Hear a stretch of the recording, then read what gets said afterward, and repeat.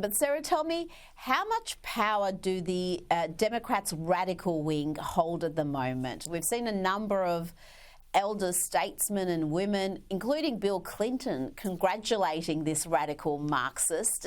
They're not repelled by him. A lot of them are inspired.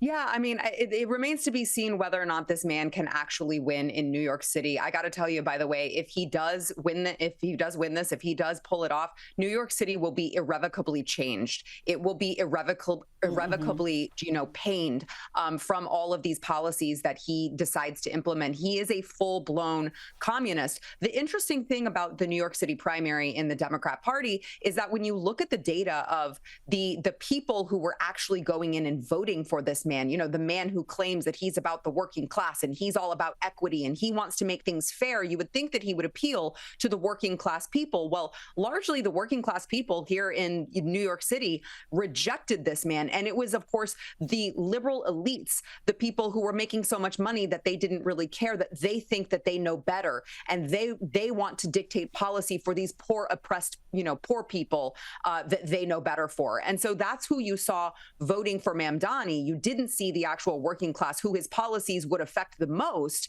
vote for this man. So it's tough to say how much the radical wing, has really taken over the Democrat Party. But I think that if the last presidential election shows anything, I don't think that this man will be as successful as perhaps Bill and Hillary Clinton or Barack Obama want him to be. My hope is that New York City says, you know what, we may be Democrats, but we are not communists and we are rejecting this communist scum.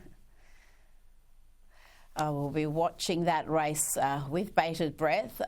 Before you go, I want to play you an exchange between Defence Secretary Pete Hegseth and Democrat Congresswoman Sara Jacobs. It's about men identifying as women in the armed forces. If it were, you would be keeping these women in. Instead, you are the one injecting culture wars into the military, and it's at the detriment of our military readiness and national security. Now, General Kane, I'd like to turn to you. So to be clear, these are men who think they're women.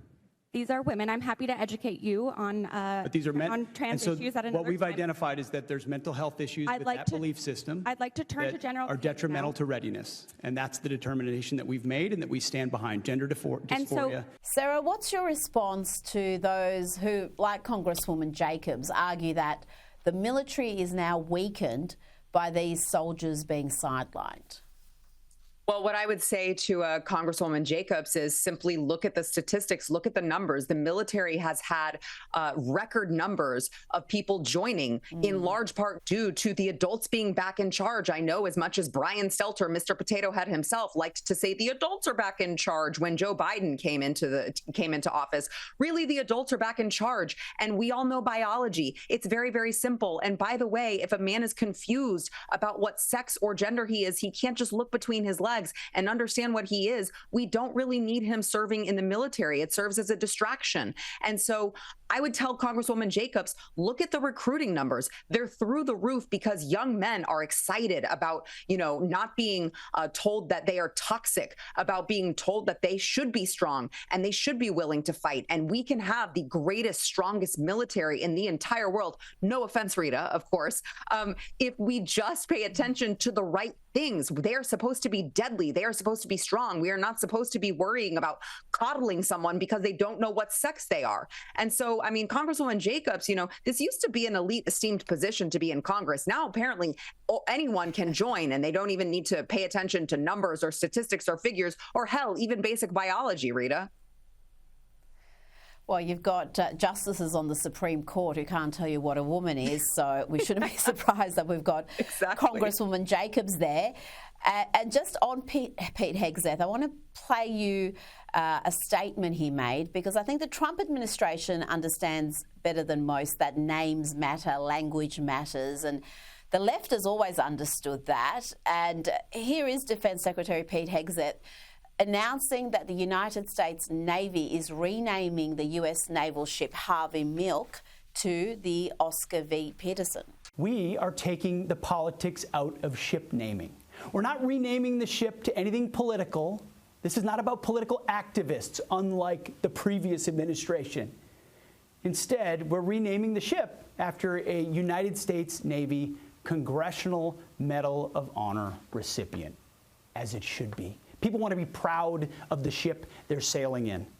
And so we're renaming it after a chief, a Navy chief. Pete Hegseth goes on to describe the heroics of Oscar V. Peterson and why he's earned that honour.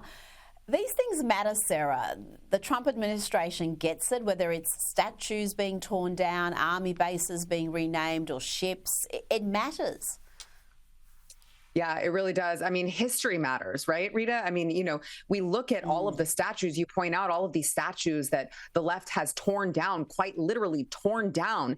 And we look at how much they've changed, how much, I mean, they even eliminated Aunt Jemima, right? They have gone from celebrating really key figures in our history for what they were known for into just erasing our history. And what we know is that if we don't really embrace and learn history, we are, of course, bound to repeat it. So, of course, we should be embracing, United States naval service members instead of gay activists. I mean, of course, we should be recognizing the things that matter. And I really do commend Secretary of Defense Pete Hegseth, along with President Trump, for recognizing that. I mean, this is not the first thing that they have decided to rename, to take back from the left that has co-opted, of course, language and co-opted some of our bases, our army bases, our military bases, and these ships as well. And so the Trump administration has said, no more. We are going to honor these service members. We are not going to pretend like it is,